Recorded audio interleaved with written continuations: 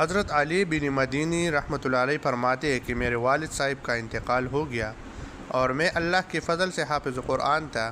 میرا یہ معمول تھا کہ میں روزانہ والد صاحب کی قبر پر جاتا اور تلاوت قرآن کریم کر کے ایصال ثواب کرتا۔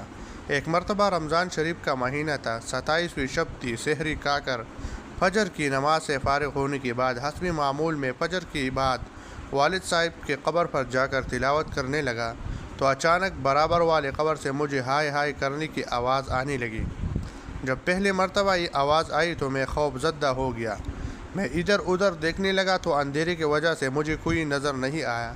جب میں نے آواز کی طرف کان لگائے اور غور کیا تو پتہ چلا کہ آواز کسی قریب والے قبر سے آ رہی ہے اور ایسا لگا کہ میت کو قبر میں بہت خوفناک عذاب ہو رہا ہے اور اس عذاب کی تکلیف سے میت ہائے ہائے کر رہی ہے۔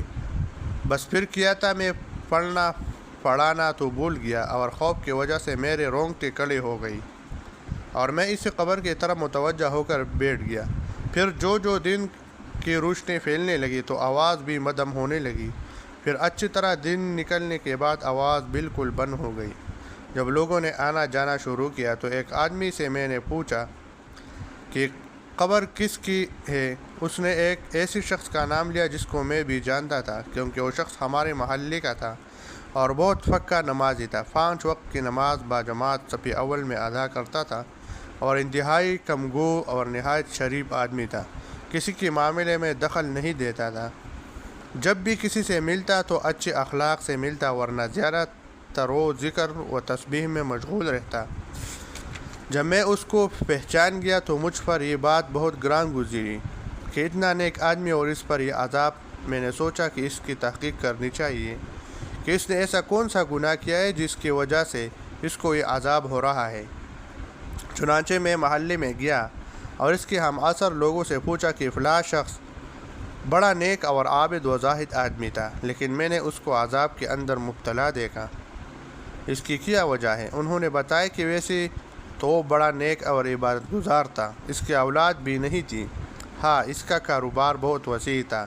جب وہ بوڑھا ہو گیا اور اس کے اندر کاروبار کرنے کی طاقت نہ رہی اور کوئی دوسرا اس کے کاروبار کو چلانے والا نہیں تھا تو اس نے اپنے ساتھیوں سے مشورہ کیا اور خود بھی سوچا کہ میں اب ذریعہ معاش کے لیے کیا طریقہ اختیار کروں۔ اس کے نفس نے اس کو یہ تدبیر سمجھائی کہ تو اپنا سارا کاروبار ختم کرو اور جو کچھ پیسے آئے اس کو سود پر دے دیں۔